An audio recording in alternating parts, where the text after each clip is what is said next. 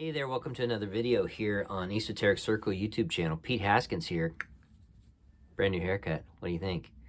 Anyway, I wanted to get on here and do this video. I just did a video yesterday about Moraviev, and it's gotten really good response, but I just wanted to come up and follow this up with another video, specifically addressing some of the stuff that I've seen on another social media network called TikTok. And there's just a lot of deconstruction TikTok videos that are on my feed right now. And I'm listening to a lot of ex-pastors and a lot of ex-youth pastors get on there and just really be just adamant but very eloquent in their explanation as to why they left Christianity.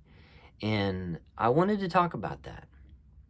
One of the things I wanted to talk about was just some of the things that I hear on TikTok. I don't see a whole lot of that on YouTube here, but I just wanted to address that in case there's someone listening to this on YouTube.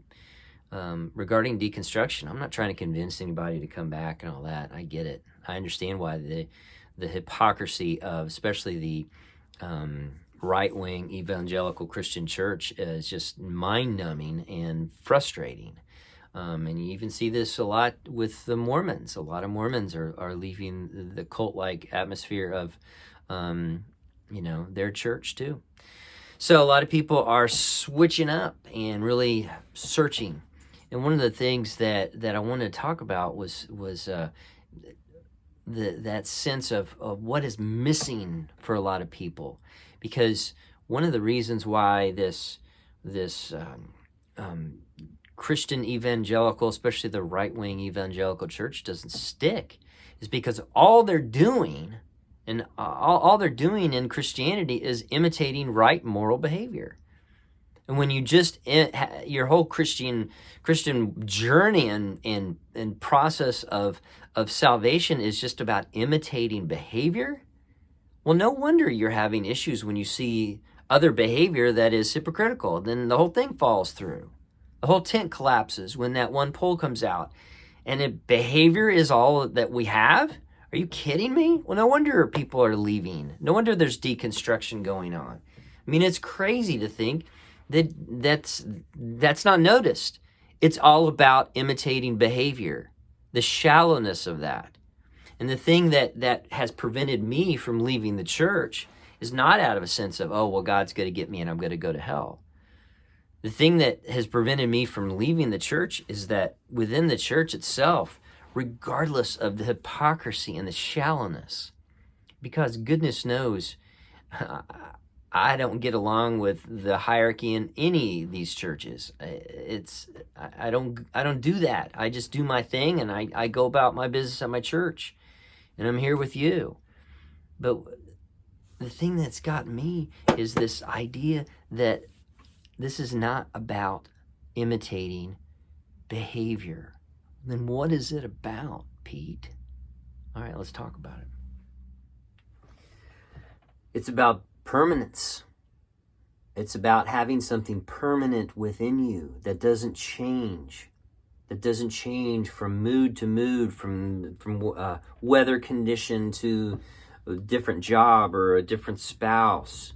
Let me just tell you a little bit about what happened to me. When I was 33, I went through a divorce, and it crushed me.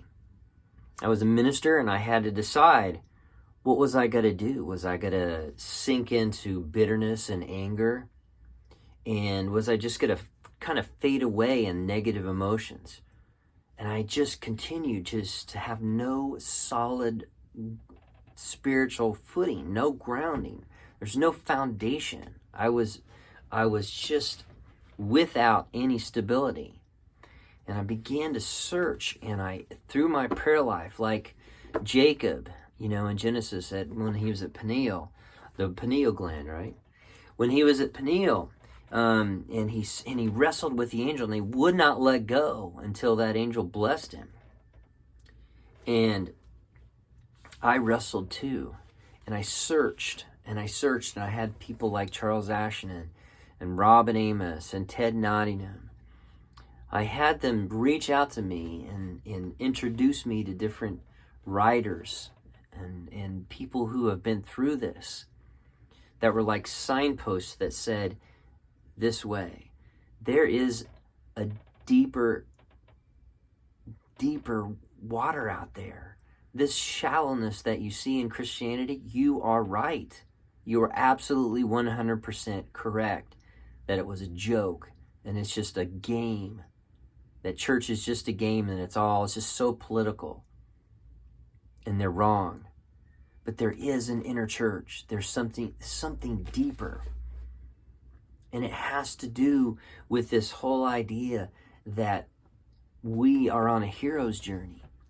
And through that journey, you can have something happen to you which makes you solid as a rock. That's why Peter was called a rock.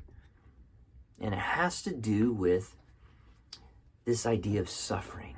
Okay? I want to read from Moravia's Gnosis 1 here, in this first chapter. And we were just talking about this in a previous video about the metal filings.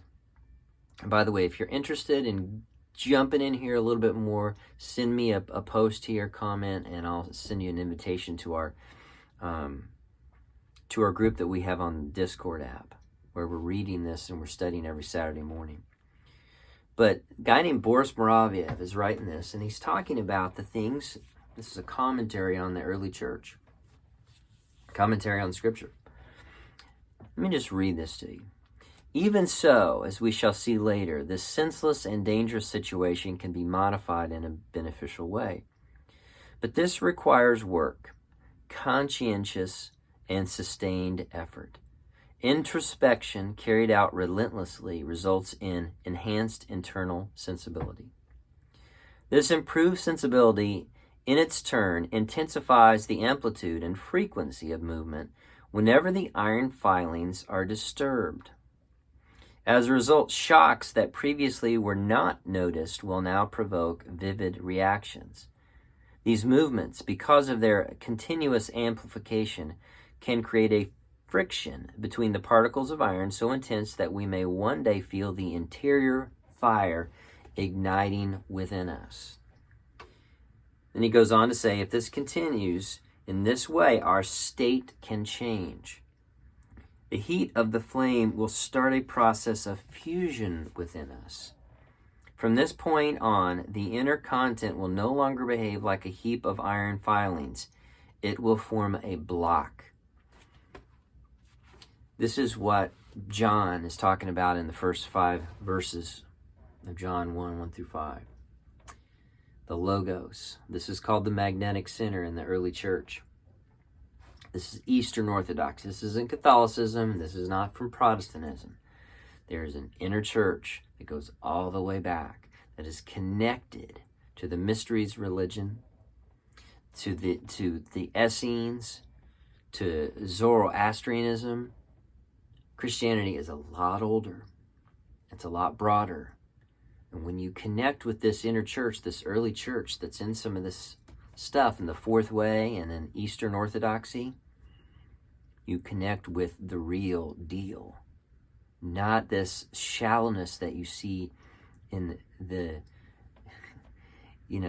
Christian evangelical game that is being played, especially being played out in politics right now. That's just hideous.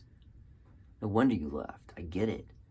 But I'm just here to tell you, there's depth. There's deeper water out there. It is shallow, and you are right. But there is an inner church. There's an inner church that teaches you how to be solidified inside so that you don't change from moment to moment, and that you do have this real peace. And the stuff that Jesus talks about, that he just talks about, it's for you, because you are on that hero's journey just as he was, just as Mary was, just as Jacob was, just as Sarah was, just as Moses. All of them, you are just as important as anyone in Scripture.